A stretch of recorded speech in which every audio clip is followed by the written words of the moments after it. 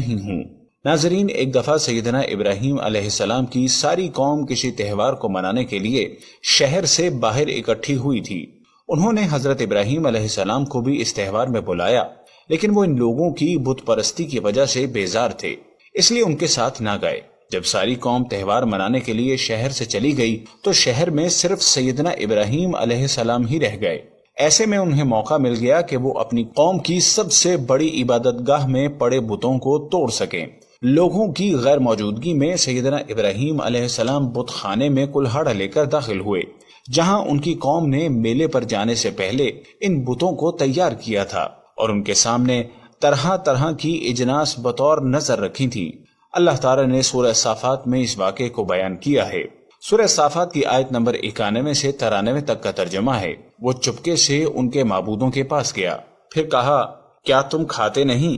تمہیں کیا ہوا ہے کہ تم بولتے نہیں؟ پھر وہ بڑے زور کے ساتھ دائیں ہاتھ سے ان کے توڑنے پر پل پڑا۔ جیسا کہ ان آیات مبارکہ میں بتایا گیا ہے کہ جب سیدنا ابراہیم علیہ السلام کلہاڑا لے کر بت خانے میں داخل ہوئے تو انہوں نے وہاں پڑے بتوں کو توڑ دیا۔ مفسرین کرام نے لکھا ہے کہ جب تمام بت ٹوٹ گئے تو حضرت ابراہیم علیہ السلام نے اپنا کلہاڑا سب سے بڑے بت کے کندھے پر لٹکا دیا اور گھر واپس چلے گئے۔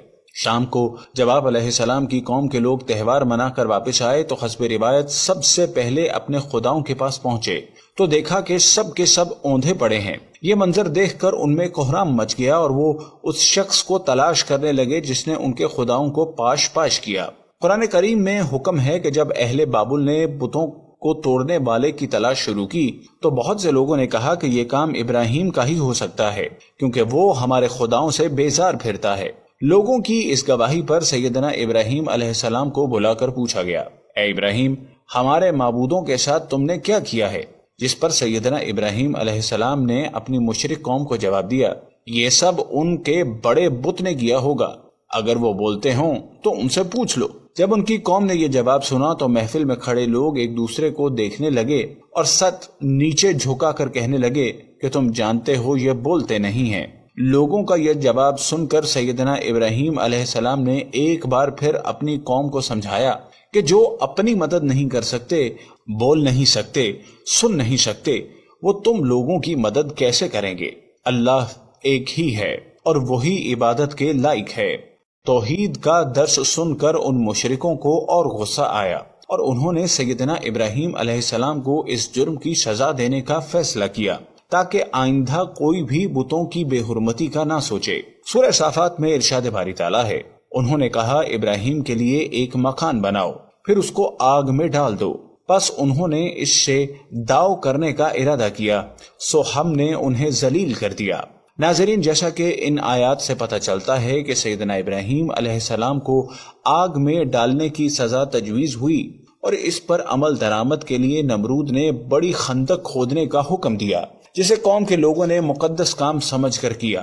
جب خندق بن گئی تو اس میں لکڑیاں ڈالی گئیں، جس کے لیے لوگوں نے اپنے خداؤں کے نام پر لکڑیاں نظر بھی کی۔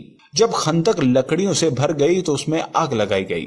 جب آگ اپنے عروج پر پہنچی تو حضرت ابراہیم علیہ السلام کو رسیوں سے جکڑ کر اس آگ میں پھینکا گیا۔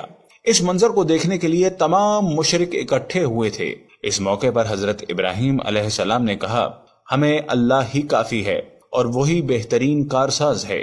جب حضرت ابراہیم علیہ السلام کو آگ میں پھینکا گیا تو آگ اللہ تعالیٰ کے حکم سے ٹھنڈی ہو گئی۔ سورہ الانبیاء میں ارشاد باری تعالیٰ ہے، ہم نے کہا، اے آگ، ابراہیم پر ٹھنڈی اور سلامتی والی ہو جا۔ قصص الانبیاء میں حضرت منہال بن عمرو رحمۃ اللہ سے مروی ہے کہ حضرت ابراہیم علیہ السلام اس آگ میں 40 یا 50 دن ٹھہرے اور انہوں نے فرمایا، میں نے ان دنوں سے اچھی زندگی نہیں گزاری اور میری تمنا رہی کہ میری پوری زندگی اسی کی طرح ہو جائے۔